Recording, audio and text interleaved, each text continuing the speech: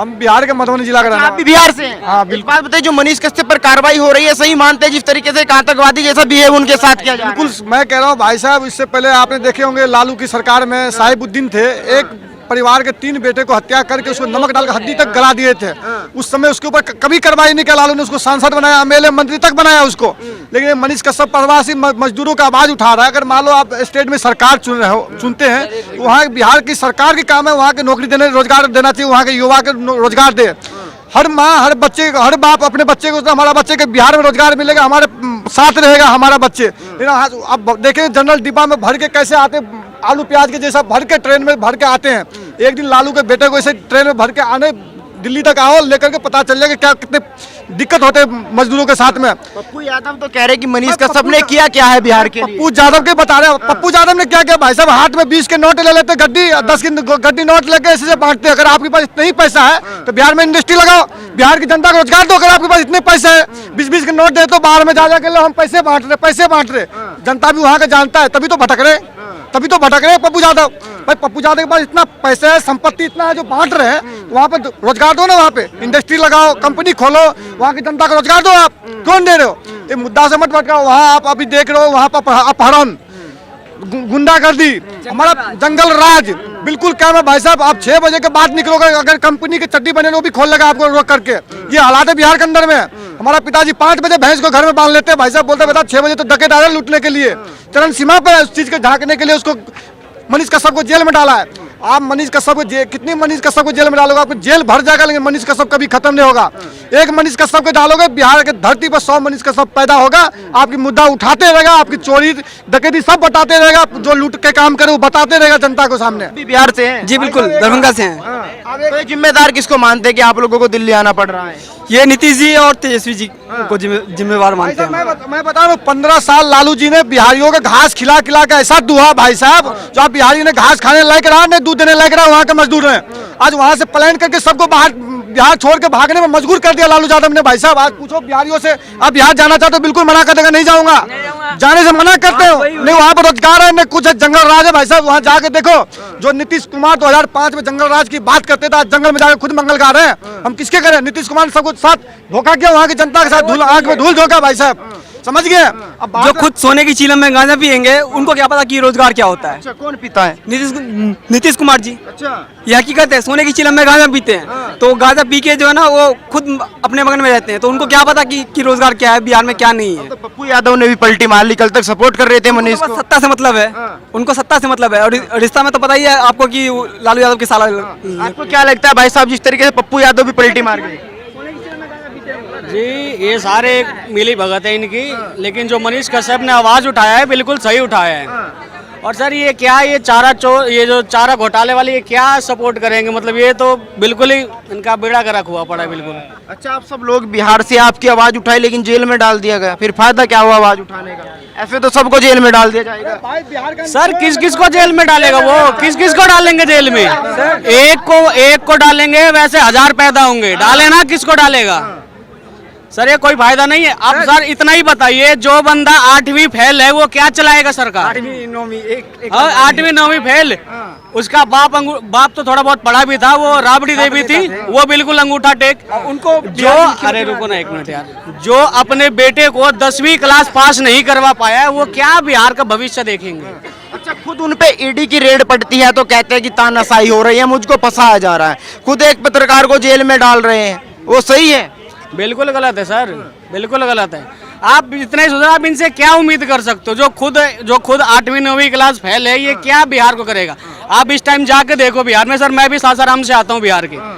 आज any time sir आप थोड़ा पूर्णिया साइड में बढ़ जाओ, आए दिन मर्डर, जंगल राज, गुंडा राज, यही चल रहा है वहाँ पे, और कुछ नहीं चल रहा है। वो बोल रहे हैं जो मनीष कश्यप ये दंगा कराने का काम कर रहा था, पटना में 50 राउंड फायरिंग हुआ था, पटना जिला में जहाँ राजधानी है। नीतीश कुमार का आंख के सामने क्यों नहीं उसमें कार्रवाई किया आपने? ये मुंगेर जिला है, मुंगेर जिला लगता है, यहाँ पूरे उसमें 50 राउंड फायरिंग किया भाई साहब, 10 थाना लगता, तभी पुलिस ने कुछ कर पाया। वहाँ पे ये हालात है, आप क्या बात कर रहे हो? वो क्या दंगा कर रहे हो? तो आवाज उठा रहा है। आपने 14 मील को, कंपनी मिल बंद होने के बाद मिल तक को काट के बेच दिया, वहाँ के नाम निशान खत्म कर दिया वहाँ के। अब क्या बात करो? आप रोजगार देने की बात कर, 10 लाख नौकरी देने की बात कर रहे थे, 10 भी नहीं दिया भाई साहब। नौकरी मांगने जा रहा, मार मार के सिर फोड़ दिया वहाँ की जनता को भाई साहब। वहाँ जो भी पढ़ने लिखने वाले युवा है उसको। जब से इस लालू की सरकार है, नीतीश का है, पूरा बिहार बर्बाद करके छोड़ दिया है। ये हकीकत है इन लोगों का।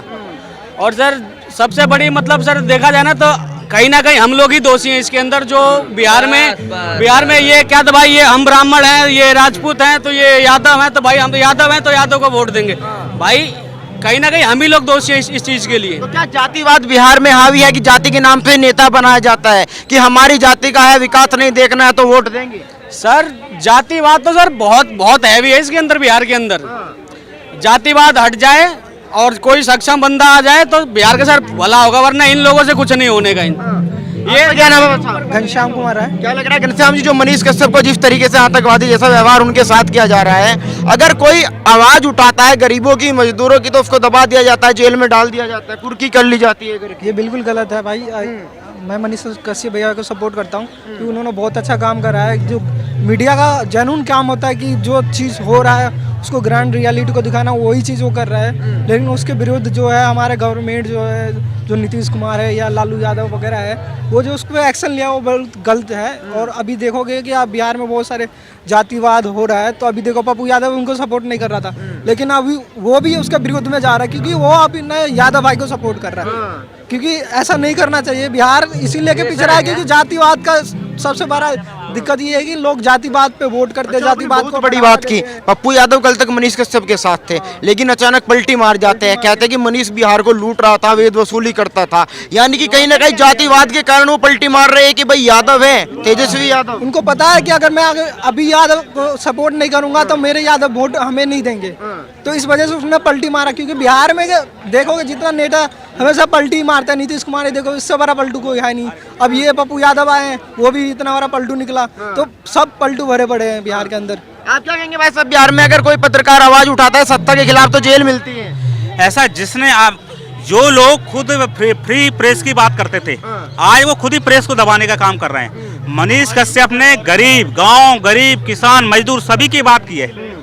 मनीष कश्यप ने आज चलो गवर्नमेंट रोड तो बना देते, लेकिन कैसे बनाना चाहिए है ना, किस प्रकार बनना चाहिए, कहाँ गड्ढा छोड़ देते, वो बात की उन्होंने। पुल जो कि गलत तरीके से बनाया जा रहा है उनकी बात की, जंगल काटे जा रहा है उनकी बात की, एक आम गरीब आदमी की बात की उन्होंने, बिहारियत की बात की, जो खुद अपने आप को बिहारी बाबू बोलते हैं। लेकिन बिहार के लोगों के साथ साउथ में क्या होता है ना, और अनेक प्रदेशों में, कई सारे प्रदेशों में क्या होता है ना, उनके साथ जो गलत हुआ, चलो उस समय उन्होंने जो ट्वीट किया उनके मन में एक दर्द जाके बिहारी व्यक्ति के साथ गलत हो रहा है, बाद में उन्होंने माफी मांग ली ना। ऐसे कई बार उनके साथ घटनाएं होती है, कई बार वीडियो बनते नहीं। मनीष कश्यप बहुत ही ईमानदार और सुलझा हुआ व्यक्ति है, वो जरूर वापसी करेंगे, जरूर जेल से आएंगे। मैं एक ही बात बोलता हूँ, ना हो साथ कोई अकेले बढ़ो तुम, सफलता तुम्हारे चरण चूम लेगी। ना हो साथ कोई अकेले बढ़ो तुम, सफलता तुम्हारे चरण चूम लेगी। मनीष कश्यप अपनी लड़ाई खुद लड़ेगा और वो जीतेगा, बिल्कुल। ये कार्रवाई बिल्कुल ही गलत है। मनीष कश्यप ने जो बात बोली थी, यह बात बिहार के विभिन्न अखबारों ने पहले ही लिखी थी। तो यदि मनीष कश्यप को गिरफ्तार करना था तो मनीष कश्यप से 3 दिन पहले हिंदी अखबार में यह खबर आ गई थी। क्या किसी अखबार के संपादक को पकड़ा गया? नहीं पकड़ा गया। इससे ऐसा प्रतीत होता है कि मनीष कश्यप पर जानबूझकर यह आक्रमण किया जा रहा है, क्योंकि मनीष कश्यप बिहार के सत्ताधारी दल के कमी को उजागर करते थे, इसलिए उनको पकड़ा गया है, जो कि निहायत ही घटिया काम है, बिल्कुल नाजायज है।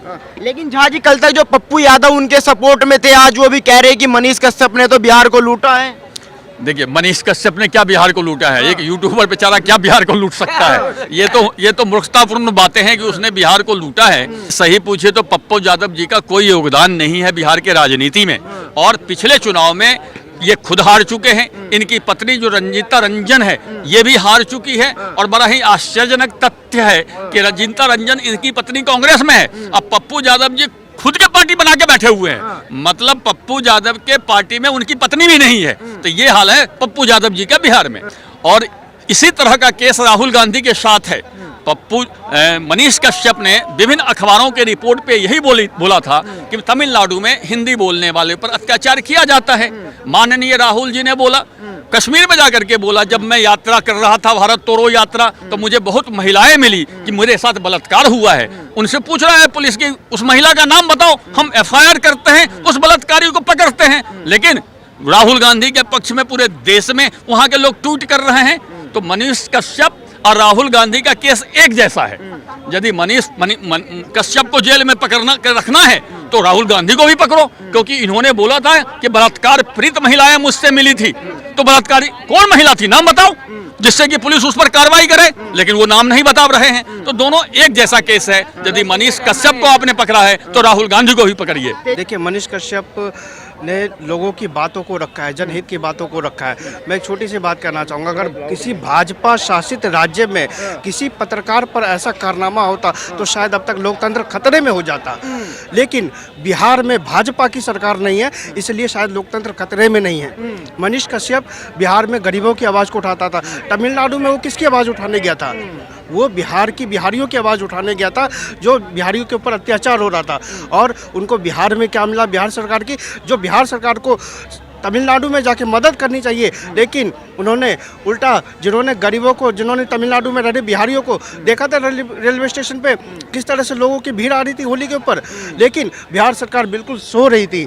और जब वो बिहार आते हैं तो उनको सीधा जेल में डाल दिया जाता है, इसलिए क्योंकि वो एक गरीब आदमी की आवाज़ उठाता है, स्कूल में जाके बच्चों की आवाज़ उठाता है और भी सरकारी हॉस्पिटलों में जाके स्वास्थ्य की जो खामियां है उसको जाहिर करता है। पप्पू यादव कल तक उनके बचाव में थे, आज वो भी विरोध में उतर आए। देखिए, पप्पू यादव जी का क्या है, पप्पू यादव जी उनको केवल सत्ता चाहिए, उनको सत्ता से मलाल है और किसी से मलाल नहीं। पप्पू यादव जी का वो केवल उनको किस तरह से सत्ता सुख मिले, उनकी यही चाहत है। जैसे नीतीश जी की चाहत है, वैसे पप्पू यादव जी की चाहत है। ना नीतीश जी की चाहत पूरी होगी, ना पप्पू यादव जी की चाहत पूरी होगी। नीतीश जी का अंतिम कार्यकाल है।